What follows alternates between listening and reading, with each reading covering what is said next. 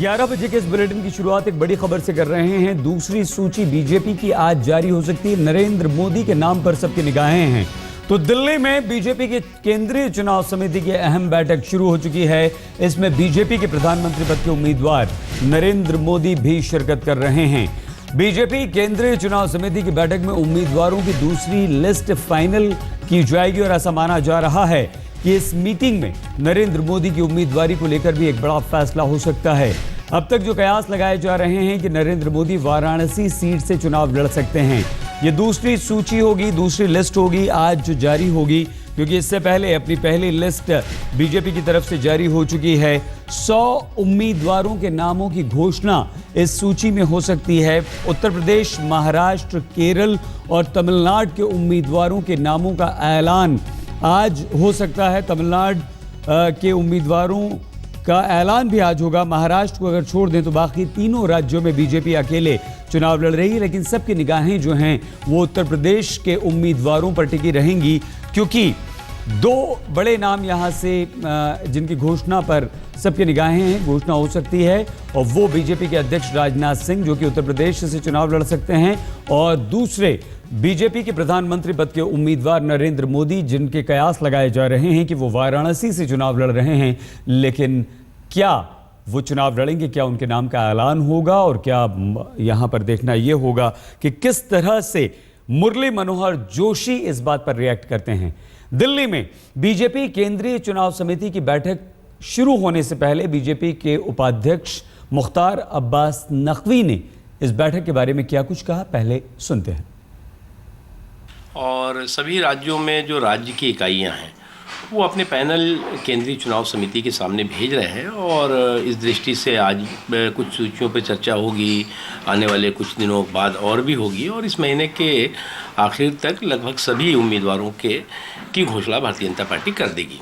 कुछ चुनिंदा राज्य हैं जिनकी आज विशेष आज देखिए, जिसकी सूची, जो स्टेट है जो सूची लेके आएगा वो उसका पता लग जाएगा। अब इसमें भी कोई हमने फिक्स नहीं किया है कि कौन किस स्टेट की आएगी, किस स्टेट की नहीं आएगी, लेकिन कई स्टेट्स की आएंगी।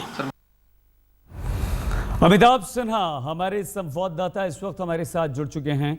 अमिताभ, आज जो दूसरी सूची है उसमें क्या महत्वपूर्ण नाम हो सकते हैं, कहां से हो सकते हैं, क्या उम्मीद आज बीजेपी की इस चुनाव समिति की बैठक के बाद सूची जारी होने से हम कर रहे हैं अभी?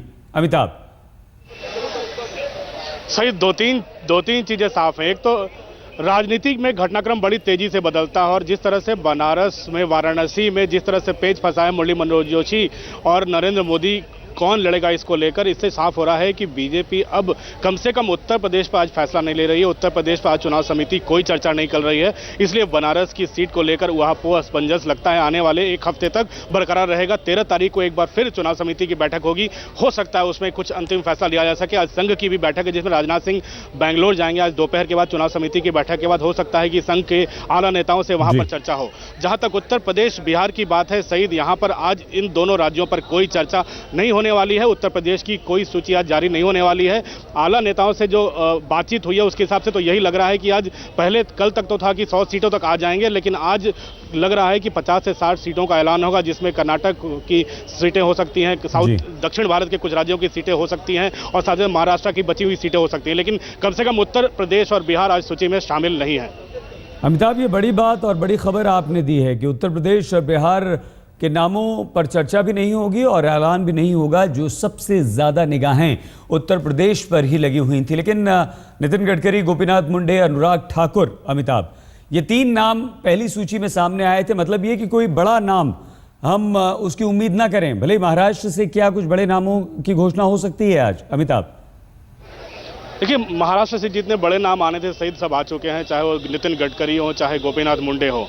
नितिन गडकरी राज ठाकरे से भी जाकर मिल चुके हैं, शिवसेना नाराजगी जता चुकी है। तो महाराष्ट्र में घटनाक्रम अब काफ़ी गर्म हो चला है। राजनीतिक एनडीए में राजनीतिक गहमा गहमी काफ़ी बड़ी हुई है, कम से कम गडकरी राज ठाकरे की मुलाकात के बाद। तो जाहिर तौर पर महाराष्ट्र की जो बची हुई 6 सीटें हैं बीजेपी की, उस पर कुछ अंदर चर्चा हो सकती है, उसमें से कुछ सीटें सामने आ सकती हैं, राजस्थान की कुछ सीटें सामने आ सकती हैं। लेकिन कम से कम जो अहम राज्य हैं जिनका पूरे देश को बेसब्री से इंतजार है, बनारस से कौन लड़ता है, जोशी या मोदी, लखनऊ से कौन लड़ता है, राजनाथ सिंह या कोई और, या फिर मुरली मनोहर जोशी कानपुर जाते हैं और कानपुर से लड़ने के इच्छुक कलराज मिश्र श्रावस्ती जाते हैं।